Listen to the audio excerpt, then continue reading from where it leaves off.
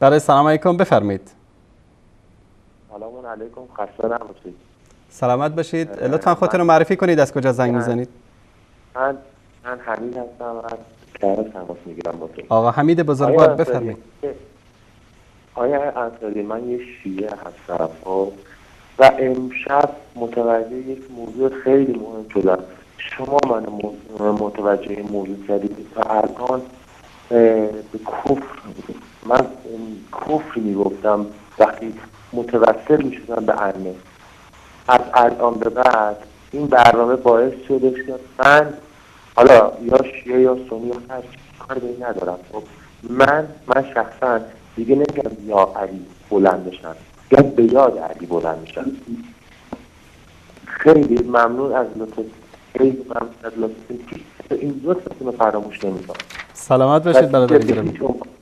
الله متعال حفظتون کنه. و دیگه به هیچ عنوان که امن عطا متوسل نمیشن. خود خدا سفره گرفتن هر چیزی. ببخشید مزاحمتون شدم. خواهش میکنم. تشکر از شما. زنده باشید. ببینید شما با این کارتون پیروی کردید از سیدنا علی رضی الله تعالی عنه. این کتاب دوستان عزیز کتاب نهج البلاغه است. همین هفته گذشته که از بینندگان عزیزمون اشاره کردن، دوستان اگر بتونن این صفحه رو نشون بدن. این کتاب نهج البلاغه هست، چاپ ایران هم هست. داعش یا وهابیا چاپ نکردن این کتاب رو، خودشون در قم چاپ کردن. این مترجمش آقای محمد دشتی است. انتشارات الهادی در قم این رو چاپ کرده.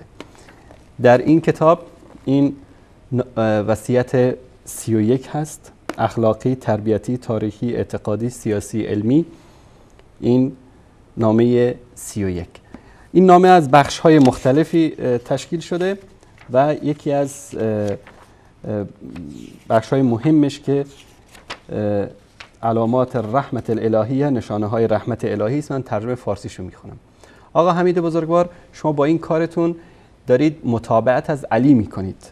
حرف ما نیست، حرف الله و رسولش و علی است. میگه بدان ای شیعه و سنی، خدایی که گنج‌های آسمان و زمین در دست اوست به تو اجازه درخواست داده و اجابت را به عهده گرفته.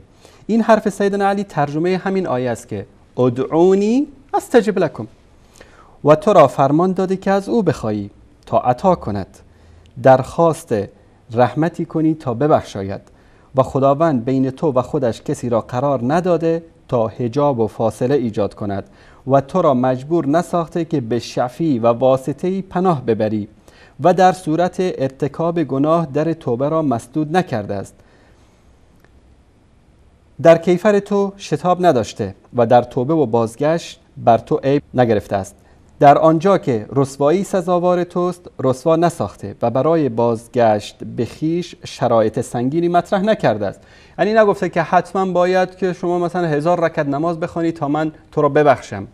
نه، یک جمله کوتاه، بارالله منو ببخش، از ته دل، خالصانه برای الله سبحانه و تعالی، بدون هیچ واسطه. ادعونی استجب لکم. در گناهان تو را به محاکمه نکشیده و از رحمت خیش ناامید نکرده، بلکه بازگشت تو را از گناهان نیکی شمرده است. هر گناه تو را 1 نیکی و هر نیکی تو را 10 به حساب آورده و راه بازگشت و توبه را به روی تو گشوده است. هرگاه او را بخوانی ندایت را میشنود و چون با او راز دلگویی راز تو را میداند. پس حاجت خود را به او بگوی و آنچه در دلداری نزد او بازگوی. غم و اندوه خود را در پیشگاه او مطرح کن تا غمهای تو را برطرف کند و در مشکلات تو را یاری رساند. دوستان ببینید، میگه و آنچه در دلداری نزد او بگوی، غم و اندوه خود را در پیشگاه او مطرح کن تا غمهای تو را برطرف کند و در مشکلات تو را یاری رساند. من نکته‌ای که برام جالب بود،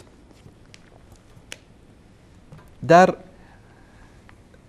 ابتدا میگفتن نهج البلاغه، بعد اینکه مطالب از نهج البلاغه نشون دادیم و دست اینا رو شد، اون روز کلیپ جالبی رو داشتم تو برنامه آقای سجودی نگاه میکردم که ابوالقاسم میگه آقا کاغذ پاره ای رو آدم از کوچه پیدا کنه باید به حرفاش اعتماد بکنه، چیزی که اون نوشته. یعنی شما به حرفایی که در نهج البلاغه است میگید کاغذ پاره میمونه، نباید بهش اعتماد کرد. حالا در مورد نهج البلاغه ما باید بررسی سندی بکنیم، اما وقتی آقای قزوینی از کتاب سلیم ابن قیس هلالی نقل میکنه احتیاج به بررسی سندی نداره، چون بررسی سند بر اساس یک میزان نیست، بر اساس هوا و هوس هست. هر کی رو دوست داشتن تصحیح میکنن، هر کی رو دوست نداشتن آقا تضعیفش میکنن. نهج البلاغه شده ضعیف چون سخن علی رضی الله تعالی عنه است، توحید است، یکتاپرستی است، و کتاب سلیم ابن قیس هلالی شده مصدر صحیح برای آقای قزوینی تا اثبات بکنه که خانه علی و فاطمه رو عمر با آتش کشید.